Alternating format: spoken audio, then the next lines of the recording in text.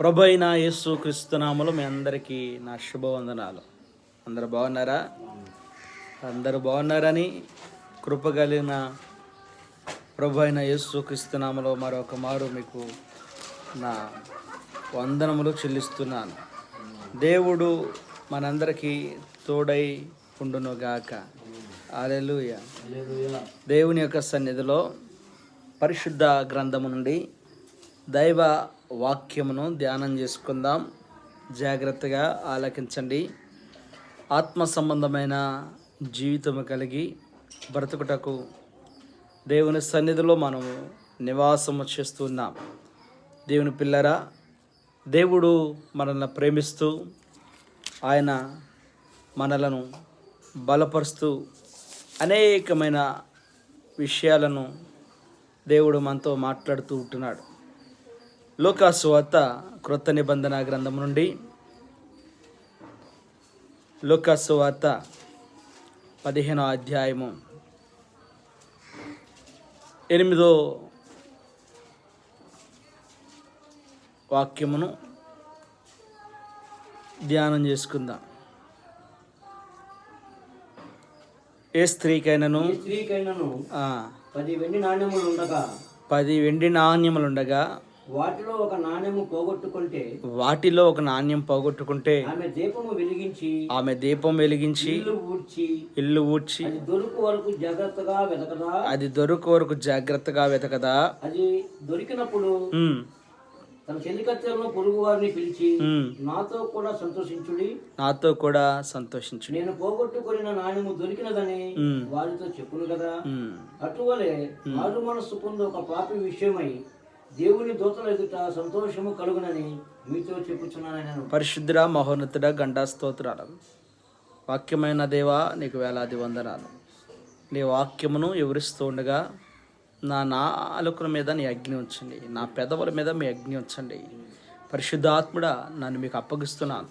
మీరు నాలో ఉండండి, నా ద్వారా నీ ప్రజలతో నాతో మాట్లాడమని యేసునామములో ప్రార్థించి పొందినాను తండ్రి. Amen, amen. స్తోత్రం. అందరికీ వందనాలు. చూద్దాం, చక్కని వాక్యం ప్రభు మనకిచ్చాడు. ప్రియులరా, ఇక్కడ యేసు ప్రభు వారు ఉపమానం బోధిస్తున్నాడు, ఉపమానం చెబుతున్నాడు.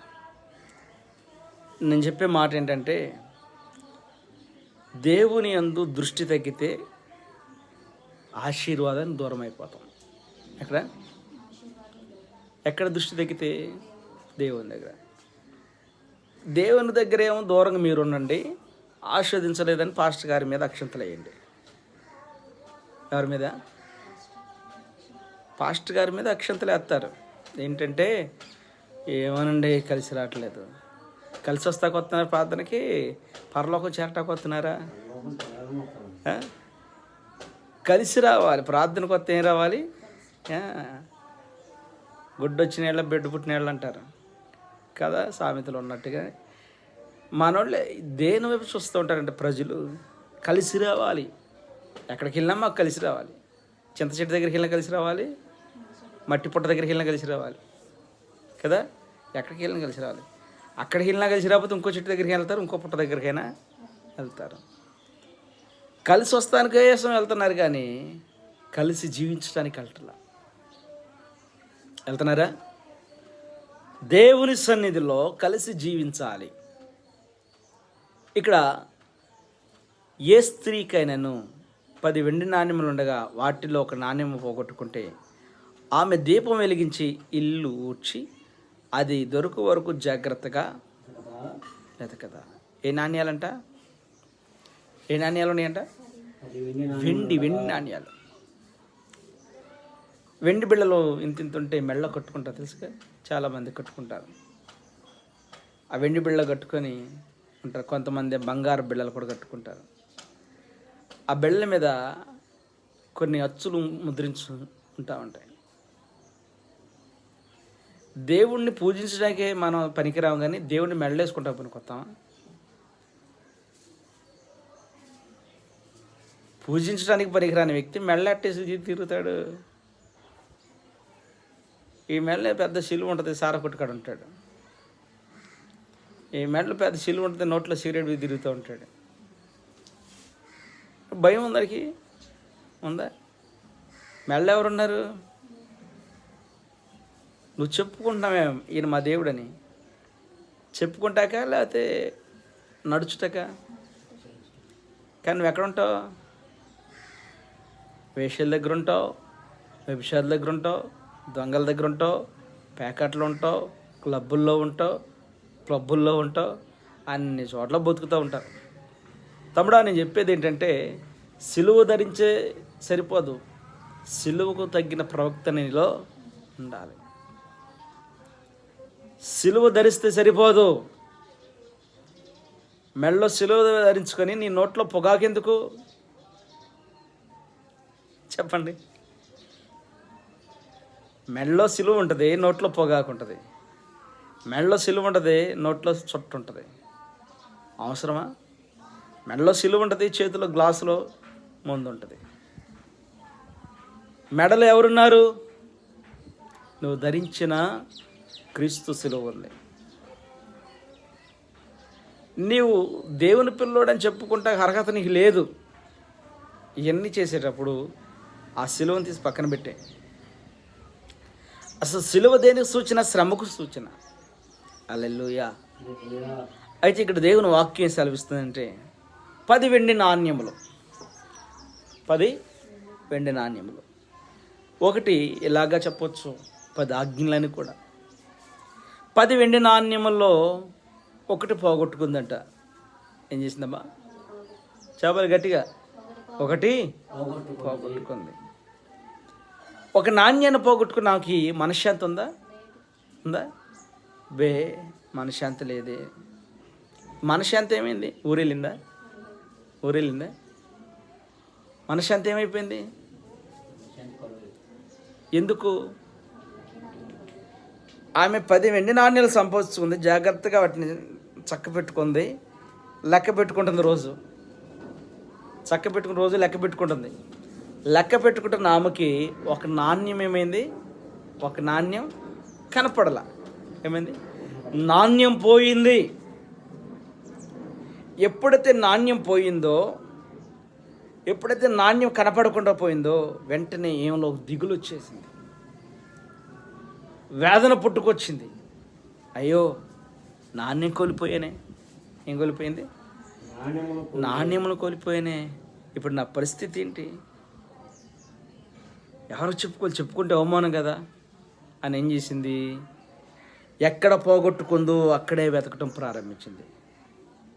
ఎక్కడ పోగొట్టుకుందో ఆమె ఎక్కడ ఎతుకుతుంది? చూడండి ఎక్కడ ఎతుకుతుందో.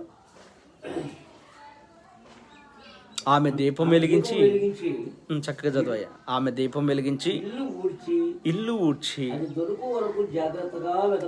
హల్లెలూయా. ఏం ఊడ్చిందంట? ఎక్కడ పోగొట్టుకుంది? ఇంటిలోనే పోయింది. ఇంటిలో ఎలా పోయింది తెలుసా?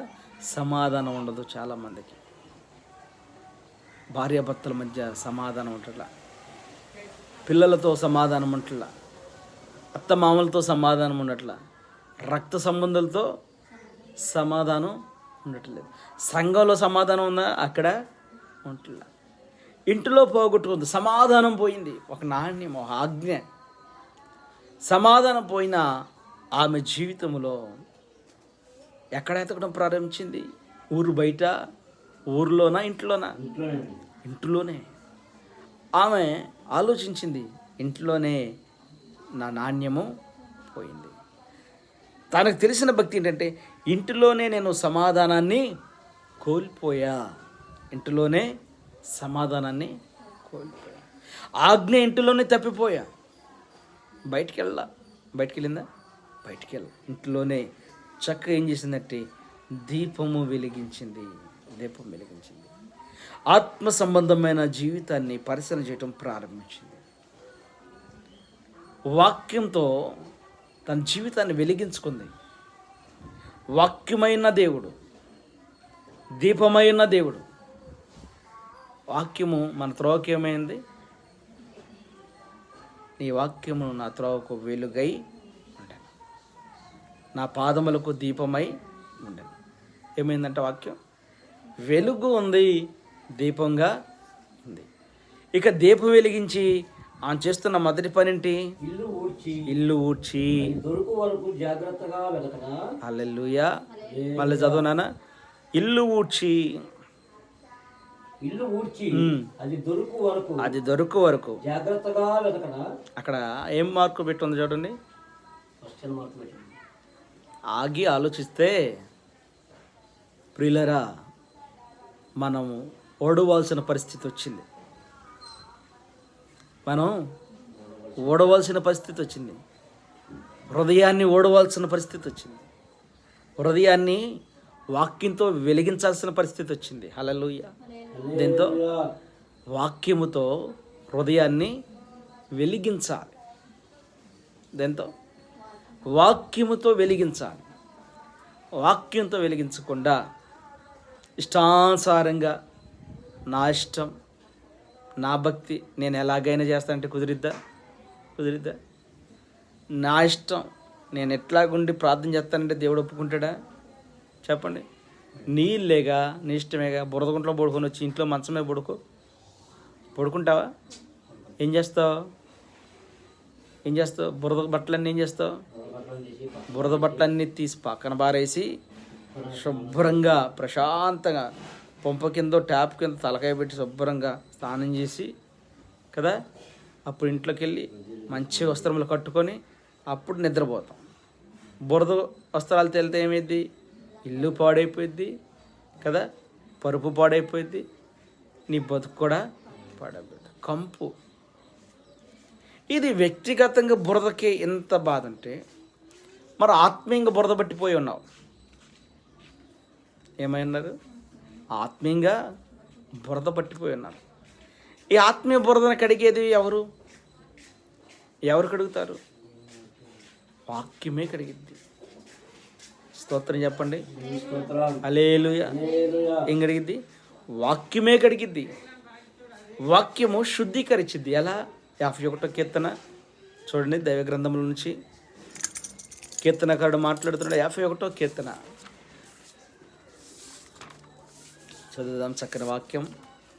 51వ కీర్తన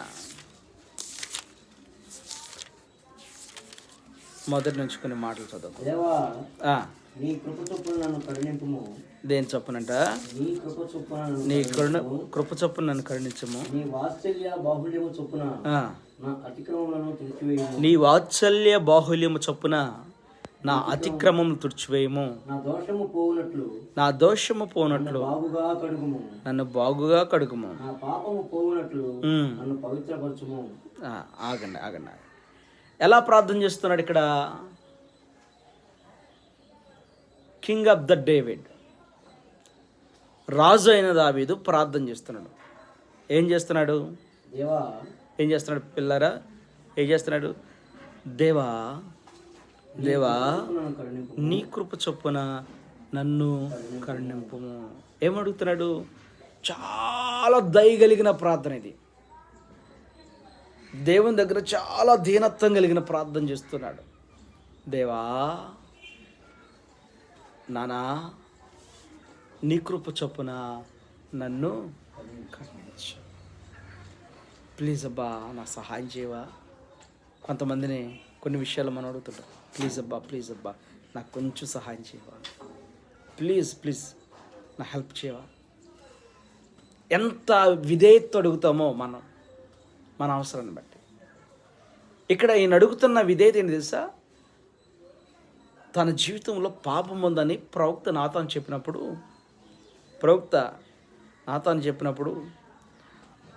ఆయన జీవితాన్ని దేవుని దగ్గర సరి చేసుకుంటున్నాడు. దేవుని అడుగుతున్నాడు, నన్ను బ్లెస్ చేయి ప్రభువా అని. Already blessed people. నేను దీవించబడిన వ్యక్తి, ఆశీర్వదించబడిన వ్యక్తి. కానీ ఆశీర్వాదంలోకి శాపం వచ్చింది. ఏమొచ్చింది? ఆశీర్వాద జీవితంలోకి శాపం, అక్రమం వచ్చింది. ఆ అక్రమం వ్యభిచారం. అయ్యో నీ జీవితం ఇలాగుంది అని ప్రవక్త చెప్పినట్టనే డేవిడ్ రాజు అయిన సంగతి మర్చిపోయి ఆయన దేవుని సన్నిధిలోకి వెళ్ళి ఎలాగ బ్రతిమలు అడుకుంటున్నాడు. దేవా, I love you my daddy, నీవు నన్ను బ్లెస్ చేయకపోతే నా జీవితం లేదు. My father I'm bless me అంటున్నాడు. నన్ను కనికరించు అంటున్నాడు. నన్ను దీవించు అంటున్నాడు. ఈరోజు చాలామంది ప్రార్థన ఎలా చేస్తుంటే, నా బాధలన్నీ నీకు తెలుసుగా, ఏదో ఒకటి చెయ్యి. ఎవరిని దేవుని దగ్గర కూడా అధికారంగా. ఎంత విచిత్రమైన మనుషులు ఉన్నారంటే అంత విచిత్రమైన మనుషులు ఉన్నారు లేదా? అంత విచిత్రమైన మనుషులు ఉన్నారు. ఎందుకున్నారు చెప్పండి? దేవుని ధర్మశాస్త్రాన్ని వెంబడించలేక, దేవుడు న్యాయమైన వాక్యాన్ని అనుసరించలేక. నమ్మదగినవి నీ న్యాయ విధులు, మేలిమే బంగారు కంటే ఎంతో కోరదగినవి. నమ్మదగినవి నీ న్యాయ విధులు, మేలిమే బంగారు కంటే ఎంతో కోరదగినవి. నీ ధర్మాసనము నా హృదయములో స్థాపించబడి ఉన్నది. పరిశుద్ధాత్మునిచే నీ ధర్మాసనము నా హృదయములో స్థాపించబడి ఉన్నది. పరిశుద్ధాత్మునిచే స్తుతిగానమే పాడనా, జయ గీతమే పాడనా. నాదరమైన యేసయ్యా నీకు కృతజ్ఞుడనై, జీవితమంతయు సాక్షినై ఉండు. స్తుతిగానమే పాడనా. హల్లెలూయా. ప్రార్థన తినే భోజనం ఎలా అలవాటు చేసుకున్నాం, ప్రార్థన కూడా అలా అలవాటు చేసుకోవాలి. భోజనం లేకుండా ఎవడైనా బ్రతుకుతాడా చెప్పండి? భోజనం లేకుండా ఏ వ్యక్తి ఉండలేడు. కొన్ని జీవితాలు కొన్నిటికి అలవాటు అయిపోతాయి, కొన్ని పద్ధతులకు అలవాటు అయిపోతాయి. కొంతమంది కొన్ని ఆహార నియమాలకు అలవాటు అయిపోతారు, కొంతమంది కొన్ని వ్యక్తులకు అలవాటు అయిపోతారు, కొంతమంది కొన్ని జంతువులకు అలవాటు అయిపోతారు, కొంతమంది కొన్ని వృక్షాలకు అలవాటు అయిపోతారు, సెంటిమెంట్గా పెట్టుకుంటుంటారు. కానీ క్రైస్తవుడు అలవాటు చేసుకోవాల్సిన పద్ధతి, క్రమం ఏంటంటే తన జీవితాన్ని ప్రతిరోజు కడుక్కోవటం. ఆమె ఏం చేయాలి? ప్రతిరోజు వాక్యమనే అద్దం దగ్గర నిలబడి కడుక్కోవాలి. వాక్యమనే అద్దం దగ్గర ప్రార్థన అనే జీవితంతో కడుక్కోవాలి. వాక్యమనే షవర్ దగ్గర ప్రార్థన అనే జీవితంతో స్నానం చేయాలి. ఆమేన్, హల్లెలూయా. ఇక్కడ దావీదు ప్రార్థన చేస్తున్నాడు. ఏమని? అయా కరుణింపుము. రెండో మాట ఏమంటున్నాడు? నీ వాత్సల్య బాహుల్యము చొప్పున. దేని చొప్పున? నీ వాత్సల్య బాహుల్యం. దేవుని దగ్గర ఏముంది? వాత్సల్యత ఉంది. ఆమేన్. ఏముంది? వాత్సల్యత ఉంది. అది మనుషుల దగ్గర లేదబ్బా. ఉందా బ్రదర్? ఉందా సిస్టర్ గారు? ఉందా? లేదు. ఎక్కడుంది ఇది? మనుషుల దగ్గర వాత్సల్యత లేదు. మనిషి వాత్సల్యత చూపలేకపోతున్నాడు. మనిషి దయ చూపించేవాడు కాదు. మనుషుడు దయ చూపుతున్నాడు అంటే అతనికి ఏదో అవసరం ఉంది. కానీ వాత్సల్యత చూపించేది ఎవరు? దేవుడే. ఆయన వాత్సల్యత ఆశీర్వాదాన్ని ఇస్తుంది. ఆయన వాత్సల్యత క్షమాపణిస్తుంది. ఆయన వాత్సల్యత ప్రేమిస్తుంది. ఆమేన్. ఆయన ప్రేమించేవాడు. నీ వాత్సల్య బాహుల్యము చొప్పున. నీ వాత్సల్యం గొప్ప బాహుల్యమైనది. ఎటువంటిదట? బాహుల్యమైనది, ఘనమైనది. దేవుని వాత్సల్యత ఘనమైనది, అది బాహుల్యము, అది గొప్పది. దేవుని వాత్సల్యత చాలా గొప్పది. ఆయన వాత్సల్యత ముందు భూలోకంలో ఏదైనా సరిపోయిద్దా? ఏమీ సరిపోదు. నేను అపరాధం చేశాను నన్ను క్షమించడంటే ఈ మనుషులు క్షమించగలుగుతారా? క్షమించలేరు. నువ్వు నాకు నచ్చంది చేసే గట్టి నువ్వు నా ఇంట్లో ఉండడానికి వీలు లేదు అని జుట్టుబట్టు నీడ్చి బయట పారేస్తారు. ఇక నీకు నాకు ఎటువంటి సంబంధం లేదు. అసలు పేక మీద కాలిసి తొక్కేస్తారు. అసలు పశువును కొట్టినట్టు కొడతారు. అవసరమైతే చంపేయటానికి కూడా వెనకాడరు. అలాగనే భూప్రపంచానికి వాత్సల్యత చూపుటకు వచ్చిన నజరేయుడైన యేసుని అవమానపరిచారు, సిలువకెక్కించారు. ఆయన మరణించే వరకు కేకలు వేస్తూనే జనులు దేనికోసం ప్రయాసపడ్డారు తెలుసా? నజరేయుడైన యేసు మరణం కొరకు ప్రయాసపడ్డారు. దేని కొరకు? నజరేయుడైన యేసు మరణం కొరకు ప్రయాసపడ్డారు. కానీ ప్రభు ఏమంటున్నాడంటే, ప్రయాసపడి భారం మోయుచున్న సమస్త జనులారా మీరు నా యొద్దకు రండి, నేను మీకు విశ్రాంతిని కలగజేస్తాను. మన దేవుడు మనకి విశ్రాంతిని ఇచ్చేవాడు. దావీదు జీవితంలో కింగ్ ఆఫ్ ద డేవిడ్ తన పాపము తెలుసుకున్న తర్వాత, ప్రవక్త చెప్పిన తర్వాత దేవుని దగ్గరకు వచ్చి ఇలాగ మాట్లాడుతున్నాడు. ఏమంటున్నాడంటే 3వ మాటలో, నా అతిక్రమములను తుడిచివేయము. దేని చేత? కృపలో. దేని చేత అంటే అమ్మా టైం ఎంత అయి ఉంటుంది? అయిపోయే టైంకి వస్తారు. హల్లెలూయా, స్తోత్రం కలుగును. చైర్ తెచ్చుకుని చైర్ ఎత్తాం. అయితే ఎప్పుడంట ఎలా గడుగుతున్నాడు? కృప చొప్పున. దేని చొప్పున? ఏమంటాడంట? దేంతో అడుగుతున్నాడు? కృప చొప్పున కరుణించంటున్నాడు. వాత్సల్య బాహుల్యం చొప్పున నా అతిక్రమములు తుడిచివేయము. ఈయన ధైర్యంగా దేవునితో మాట్లాడుతున్నాడు. ఇక్కడ ఏమేం చేస్తుంది? ఆజ్ఞ, వెండి నాణ్యాల్లో ఒక నాణ్యము పోగొట్టుకొని ఏం చేసింది? ఖాళీగా ఉందా? ఏం చేసింది? అబ్బా, ఇల్లు ఊడ్చి అది దొరుకు వరకు ఏం చేస్తుందంట? ఇల్లు ఊడ్చి అది దొరుకు వరకు. అబ్బబ్బబ్బా, ఎంత గొప్ప పని చేస్తుందమ్మా. ఎంత గొప్ప పని చేస్తుంది ఏమా. మీరు కూడా క్రీస్తుని కలిగిన జీవిస్తున్న మీరు, క్రీస్తుని కలిగిన మనం కూడా ఒకసారి మన హృదయాన్ని దేవుని పట్ల బాధ్యతగా ఊడటం ప్రారంభిస్తే, మన దగ్గర అన్ని నాణ్యాలు పోయి ఉంటాయి. నాకు తెలిసి ఆమెను ఒక నాణ్యమే పోగొట్టుకుంది. మన దగ్గర 10 నాణ్యాలు కూడా పోయి ఉంటాయి. ఉన్నాయా జ్యోతికుమారి? పోయినాయా? ఉంటే గుడిందుకు మానంగా మానతామా? అదే ఉంటే అక్క బాధ అయ్యా, ఈ బాధ అయ్యా. ఏ బాధ అయినా యేసు బాధను మర్చిపోకూడదు, యేసు బాధను విడిచిపెట్టకూడదు.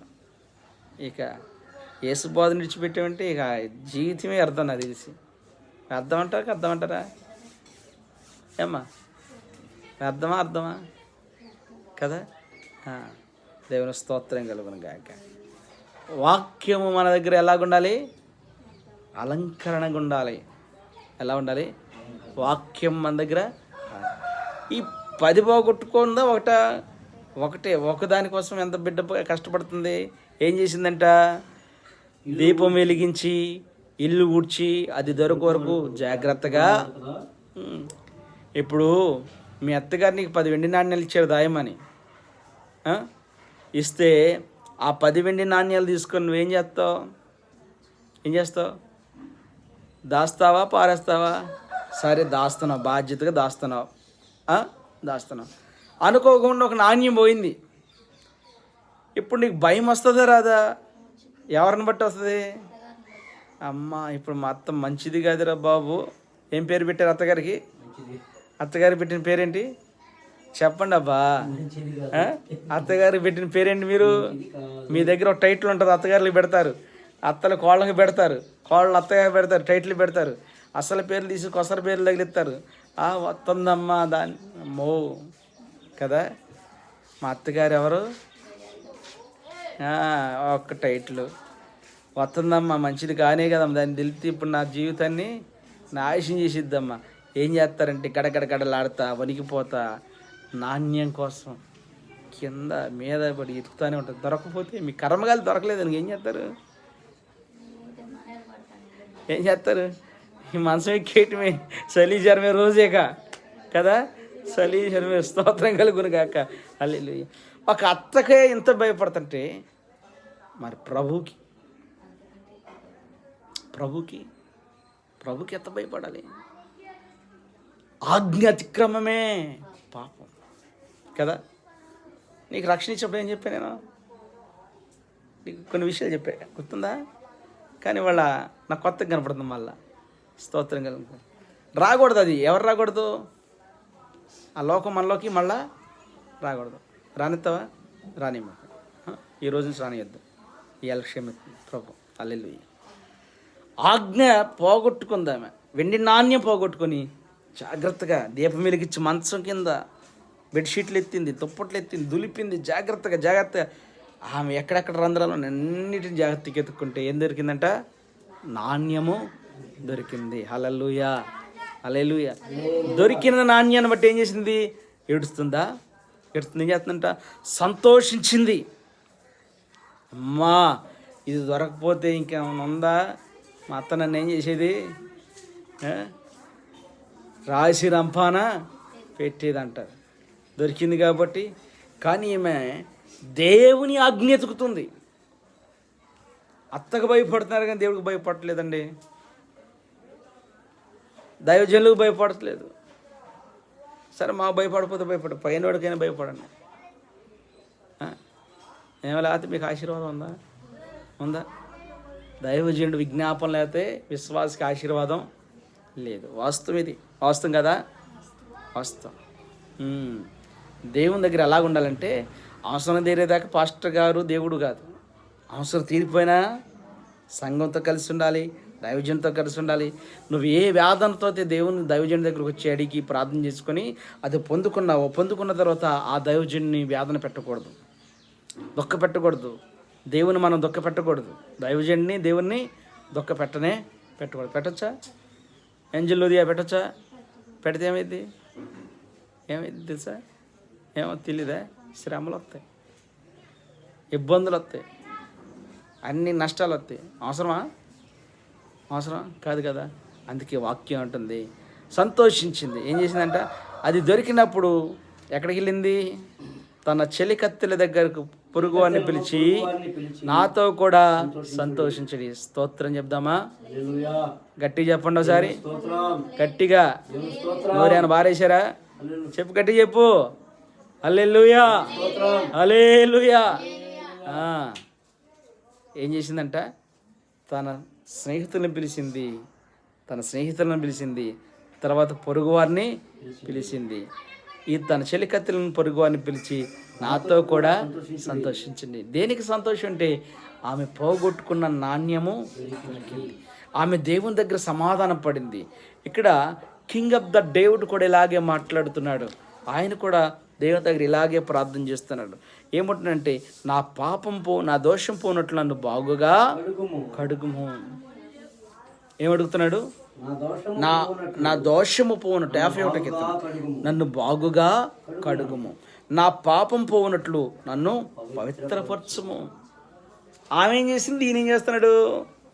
నేను మీకు ఇద్దరు గురించి చెబుతున్నా చక్కగా. ఆమెమో నాణ్యం ఎత్తుకుంది, ఈయనేం పాపాన్ని కడగబట్టున్నాడు. రెండు గొప్ప పనులేనా కదా. కొంతమంది చేసిన, నేను ఎప్పుడు చేశాను? మనుషులు ఉంటారంటే కవర్ చేసుకుంటారు, కవరింగ్ కదా. ఏంటమ్మా నువ్వు పలానా చోట కనపడ్డావు? నేనా? అక్కడ బుద్ధుడిని మాట్లాడతాను నువ్వు? పాస్టర్ గారు, అసలు నీకు ఏమైనా బుద్ధి ఉందా? ఏం కనపడుతుంది అక్కడ? నేను ఉంటాం ఏంటి? పిచ్చి మాట్లాడమా ఇంకోసారి. మాదే కుటుంబం, మర్యాద కలిగిన కుటుంబం. గారు అంత మాత్రం నీ దగ్గర గుడికి వస్తే మమ్మల్ని అట్ట మాట్లాడతావా? హల్లెలూయా. సరే, మర్యాద కలిగిన కుటుంబమే, ఇక్కడ మర్యాద కలిగిన కుటుంబమే. ఇక్కడ నన్ను బోకరించవచ్చు, నా కళ్ళు కాపోవచ్చు, కానీ చూస్తున్నాడమ్మా చెల్లి, చూస్తున్నాడమ్మా నువ్వు చేసే అక్రమాలన్నీ చూస్తున్నాడమ్మా. తమ్ముడా, నువ్వు తాగే ముందంతా చూస్తున్నాడయ్యా. మేము అట్టంటోళ్ళం కాదు పాస్టర్ గారు. ఏమంటారు? అంటారు లేదా? మేము అట్లా అంటున్నాం. నేను చెబుతున్నాను, మీ భర్తలు మారకుండా ఇంకా ఉన్నారా అంటే మీలో ఆత్మ సంబంధమైన దీపం వెలిగించబడట్లేదని, మీలో ఆత్మ సంబంధమైన దీపం వెలిగివ్వట్లేదని. మీ ఆత్మ సంబంధమైన దీపం వెలిగిస్తే ఏమైంది? ప్రకాశమానమైన వెలుగు పశువుల పాక మీద ఉదయిస్తే ఆ పశువుల పాక మీద ఉన్న వెలుతురిని చూడటానికి జ్ఞానులు, శాస్త్రులు కదా పరిగెత్తుకొచ్చారు, కాపర్లు పరిగెత్తుకొచ్చారు. ఎక్కడికి? పశువుల పాక దగ్గరికి. అలాగే చిన్న మీ జీవితాన్ని దేవుని ప్రకాశమైన వెలుగు మీలో ప్రకాశిస్తే మీ ఇంటి సాక్ష్యం చూడటానికి చాలామంది వస్తారు. ఒకప్పుడు ఈ అమ్మాయి ఇలా ఉండేది, ఈ భర్త ఇలా ఉండేది, వీళ్ళేంట్రా ఎప్పుడు చూసినా దైవారాధన చేస్తున్నారు అంటే అది నీ ఆత్మ సంబంధమైన దీపం వెలిగించబడింది. ఆమేన్. హల్లెలూయా, హల్లెలూయా. చూస్తున్నాడమ్మా చెల్లి, చూస్తున్నాడమ్మా, నువ్వు చేసే పనులన్నీ చూస్తున్నాడమ్మా. అడుగుతాడమ్మా లెక్క, అడుగుతాడమ్మా, రేపు రోజు నిన్ను లెక్క అడుగుతాడమ్మా. రేపు రోజు నిన్ను లెక్క అడుగుతాడమ్మా.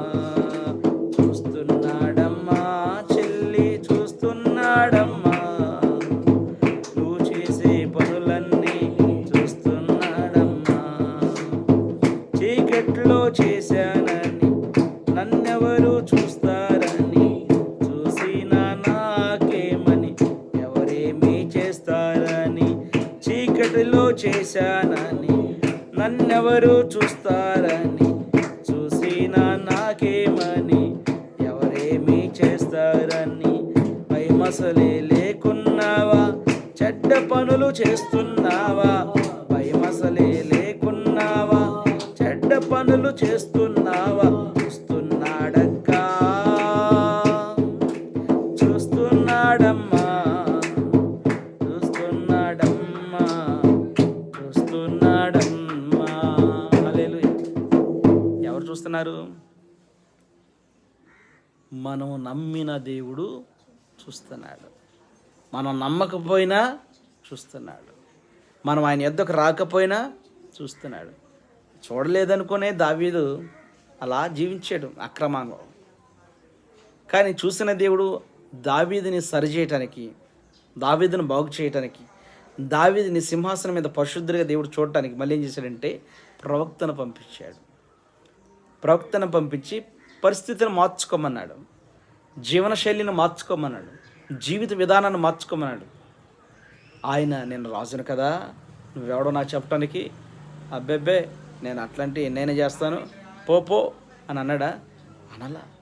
అనకుండా దైవ భయం కలిగి దేవుని దగ్గరకు వచ్చి దేవునితో అంటున్నాడు, నా దోషం పోనట్లు నన్ను బాగుగా కడుగుము. హల్లెలూయా. మనం కూడా ఇలా ఎందుకు చేయకూడదు? మనకు కూడా ఇలాంటి ప్రార్థన ఎందుకు రావట్లేదు అంటే వాక్యం మీద దృష్టి, ప్రార్థన మీద మనసు లేకపోవటం వల్ల రావట్లా. మన పరిశుద్ధులు అంటారా? కాదు. మనలో పాపం దాచబడే ఉంది, దాగే ఉంది. దాన్ని బయటకు తీయాలి. ఈ రోజుల్లో చూడండి కుటుంబాలు ఎలా పాడైపోతున్నాయంటే భార్య ఉండగానే మరొక భార్య, భర్త ఉండగానే మరొక భర్త కదా, లవర్ ఉండగానే మరొక లవరు. ఒక్కడితో ఉంటున్నారా? ఉండలేదు. అక్రమం విస్తరించిపోతుంది, పాపం విస్తరించిపోతుంది. పాపంలో మనిషి జీవించడానికైనా ఇష్టపడుతున్నారు కానీ పాపం లేకుండా బ్రతకలేకపోతున్నాడండి. కొందరు ముందు దాక్కుండా ఎలా బతకలేరు, కొంతమంది జీవితాలు పాపం చేయకుండా బతకలేకపోతున్నాయట. ఒక దేశంలో ఒక వ్యక్తి భార్య తనతో సంతోషంగా ఉండలేదని స్త్రీ రోబోను కొనుక్కొచ్చుకున్నాడట. ఎవరిని? స్త్రీ రోబో. స్త్రీ ఆకారంతో ఒక రోబో తయారు చేస్తే ఆ రోబోను కొనుక్కొచ్చుకొని ఆ రోబోతో ఇతను శారీరకంగా కలిసి ఉంటాడంట. ఎంత పాపం అది! దేవుడిచ్చిన మనిషిని విడిచిపెట్టి మనిషి చేసిన మనసలేని ఆ రిమోట్ జీవితాన్ని కొనసాగిస్తాడు. దేవుడు ఉంచుతాడా? తాట తీస్తాడు. ఇలాగే మార్క్ చార్లెస్ అనే వ్యక్తి మన అమెరికాలో వాక్యం బోధిస్తుంటే పురుషుడు పాపం చేయకూడదు, స్త్రీ పాపం చేయకూడదు, దేవుని గురించి ఇలా ప్రకటిస్తున్నందుకు ఆ ప్రకటన ఒక యవనస్తుడికి నచ్చల. ప్రజల్ని విభాగించేస్తాడని కోపం వచ్చి షూట్ చేసి చంపేశాడు. దేన్ని చంపేశాడు? అతనిలో ఉన్న పాపం మండి పాపానికి కోపం వచ్చి హత్య చేయించింది, సత్యాన్ని చంపేసింది. సత్యాన్ని చంపలా, సత్యాన్ని ప్రకటించే మనిషిని చంపారు, కానీ ఆయన ప్రకటించే సత్యం అలాగనే ప్రకాశిస్తుంటుంది. స్తోత్రం కలుగునుగాక. హల్లెలూయా. క్రీస్తు కొరకు మనం ప్రకాశించాలబ్బా. ఎవరి కోసం? మీ సాక్ష్యం ప్రకాశించాలి. మీ వీధుల్లో, మీ చుట్టుపక్కల ఇళ్లలో మీ సాక్ష్యం ప్రకాశించాలి. మన సాక్ష్యం గొప్పదవ్వాలి. మన సాక్ష్యం వెలిగించబడిన దీపమైపోవాలి. చెలికత్తెల్ని పిలిచింది, తన తోటివారిని పిలిచి ఏం చేసింది? ఆనందిస్తుంది, సంతోషిస్తుంది, ప్రకటిస్తుంది దేవుని మాటలు. మీరు ఎందుకు మీ ఇళ్లలో దేవుని వాక్యాన్ని ప్రకటించలేకపోతున్నారు? ఎందుకని మీరు వాక్యంలో నిలబడలేకపోతున్నారు? ఎందుకని వాక్యంతో స్నేహం చేయలేకపోతున్నారు? కొంతమంది ఆ స్క్రీన్ దగ్గర అలాగా ఆకర్షించబడిపోతారు. టయానికి ఆ సీరియల్ టైం పెట్టుకుంటారు. ఈ టైంలో ఈ సీరియల్ చెప్పండి, అడగండి. కొంతమంది పలానా సీరియల్ టైం ఎప్పుడేమంటే టక్ టక్ టక్ టక్ అని చెప్పేస్తారు. పత్తి పనికి వెళ్తారా, ఆ పని దగ్గర ఏ మాటలు. నాటుకు వెళ్తారా, అక్కడ ఏ పనులు. సాయంత్రానికి ఈ టైంకి వెళ్ళిపోవాలి మనం. ఆ టైంకి ఏంటి అంత పని, అంత అర్జెంట్ ఏంటంటే ఆయన గుళ్ళో ప్రార్థన, గుళ్ళో ప్రార్థన కదా, ఈ మొహం కాదే సీరియల్ వస్తుంది. ఏమవుతుందంటే సీరియల్ గుడి అయిపోయింది కదా, సీరియల్ బడి అయిపోయింది కదా, సీరియల్ జీవితం అయిపోయింది కదా. అవి అన్న ఉపయోగమా చెప్పండి? వాటి వల్ల క్షేమమా? నువ్వు చూస్తున్న డబ్బిచ్చి నువ్వు చూస్తున్నావు, నీ డబ్బు వేరే వాళ్ళకి ఆనందాన్ని కలగజేస్తుంది. నువ్వేం ఏడుస్తూ ఉంటావు. నీ డబ్బు వేరే వాళ్ళకి వెళ్తుంది, ఆ డబ్బు తీసుకుని అలా ఆనందపడుతున్నావు. నీ ఇంట్లో నీ పిల్లలకి కొండలో ఉండదు. ఉంటుందా? ఉండదండి. దేవుని సన్నిధిలో దావీదు మహారాజు, నేను రాజుని అనుకోకుండా ఏమిటన్నాడంటే, నా పాపం పోనట్లు నన్ను పవిత్రపరచుము, నా అతిక్రమములు నాకు తెలిసే ఉన్నవి, నా పాపం ఎల్లప్పుడు నా ఎదుటనే ఉన్నది. ఏం మాట్లాడుతున్నాడు? సత్యమా అసత్యం ఈయన మాట్లాడేది? ఆ యొక్క ఏం చేసింది? జాగ్రత్తగా ఊడ్చింది, హృదయాన్ని ఊడ్చుకుంది. ఊడ్చిందా లేదా? ఏమ్మా ఎంజల్లోది ఎక్కడ ఆలోచిస్తున్నా? ఇక్కడేమన్నావా? ఏం చేసింది? ఊడ్చిందా లేదా? హృదయాన్ని ఊడ్చింది. నాణ్యం దొరికితే చెలికత్తెలను తన తోటి వారిని కూడా, పొరుగు వారిని కూడా పిలిచి నాతో పాటు మీరు సంతోషించండి. ఎందుకు సంతోషం అంటే, నేను పోగొట్టుకున్న ఆజ్ఞ నాకు దొరికింది, నా దేవుడు నాకు దొరికాడు, నా దేవునితో నేను కలిసి ఉంటున్నా. స్తోత్రం కలుగునుగాక. ఈరోజు దేవుడు ఉంటున్నాడో లేదో ఒకటి తెలియదు మీకు. దేవునితో కలిసి ఉంటున్నారో కూడా తెలియదు. అసలు ఆ ప్రార్థనే రాదు, ఆ ప్రార్థన చేయటమే తెలియదు. నేర్చుకోండి అమ్మా. దైవభయం కలిగి ప్రార్థన నేర్చుకోండి. ప్రార్థన ఎంతో పట్టుదల కలిగి ఉండండి. ప్రార్థన మీద మనసు పెట్టి జీవించండి. ఎందుకంటే ప్రార్థన ప్రాముఖ్యమైనది. ప్రార్థన మన పరిస్థితులను మార్చిద్ది. దావీదు ప్రార్థన చేస్తున్నాడు. ఆయన అడుగుతున్నాడు, నా పాపం పోనట్లు నన్ను పవిత్రపరచము, నా అతిక్రమం నాకు తెలిసే ఉన్నాయి. ఏం తెలుసంట? నా అతిక్రమములు ఒకటి కాదు, ఆయన చేసిన పాపాలన్నీ నాకు తెలిసే ఉన్నవి, నా పాపం ఎల్లప్పుడు నా ఎదుటనే ఉంది. పాపం ఆస్తిలాగా ఎక్కడ ఉందంట? ఎదుటే ఉందంట. మన ఆస్తి ఎక్కడ ఉంటుంది? ఇప్పుడు ఈ ఇల్లు మనదే. ఎక్కడ ఉంటుంది? మనం ఉన్నంతకాలం ఇక్కడ మన ముందే ఉంటుంది. ఇది ఉంటుంది, మనం ఉండం. అవునా? కానీ మన పాపం అంతా పాటు కూడా బయలుదేరుతుందంట. ఎక్కడికి వస్తుంది? నేను చచ్చిపోయి వెళ్ళిపోతే వదిలేసిద్దా? అక్కడ తాట తీస్తాడు. ఆగు డేవిడ్ ఆగు. ఏరా అబ్బాయి, అయ్యగారు వెనకాల ఎంత కట్టకుండా నువ్వు చెప్పు అంటే నీళ్లు మింగాల్సి వస్తుంది. నేను చెబుతున్నాగా, నీళ్లు మింగాల్సి వస్తుంది. ఎందుకంటే అపరాధములు. నేను చెప్పనా, దైవజనుల మాట కాదనకుండా ప్రవర్తించడం కూడా పాపమే. అది గొప్ప పాపం, శాపం. దేవుని మాట కాదనుకున్నాడు యూదా ఇస్కరియోతు. ఏమనిపించాడు? శాపం ద్వారా మరణం వచ్చేసింది కదా. ఆకాను ఏం చేశాడు? యెహోషువ మాట కాదనుకున్నాడు. ఏం తెచ్చుకున్నాడు? మరణాన్ని తెచ్చుకున్నాడు. వినండి, దావీదే రాజే ఇలా ప్రార్థన చేస్తుంటే, నా పాపం ఎల్లప్పుడు నా ఎదుటనే ఉన్నది. 4వ వచనంతో ముగిద్దాం చూడండి. నీకు కేవలము నీకే విరుద్ధంగా నేను పాపం పాపము చేసి ఉన్నాను, నీ దృష్టి ఎదుట నేను చెడుతనమును చేసి ఉన్నాను. కావున ఆజ్ఞ ఇచ్చినప్పుడు నీవు నీతిమంతుడుగా ఆగపడదు, తీర్పు తీర్చినప్పుడు నిర్మలుడుగా ఆగపడదు. స్తోత్రం కలుగును గాక. హల్లెలూయా. ఏమంటున్నాడు? నీకు కేవలం నీకే విరోధంగా నేను పాపము చేసి ఉన్నాను. ఎవరికి విరోధంగా అంట?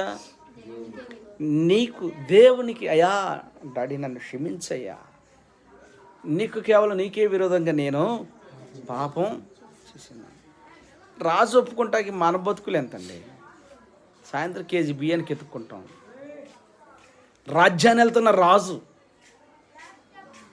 చక్రవర్తిగా ఉన్నాడు దావీదు, ఆయనే ఒప్పుకుంటా, మనం ఒప్పుకుంటా సిగ్గా ఒకవేళ ప్రజలు వినపడుతుందంటే దేవునికి వినపడేలాగా ఒప్పుకో.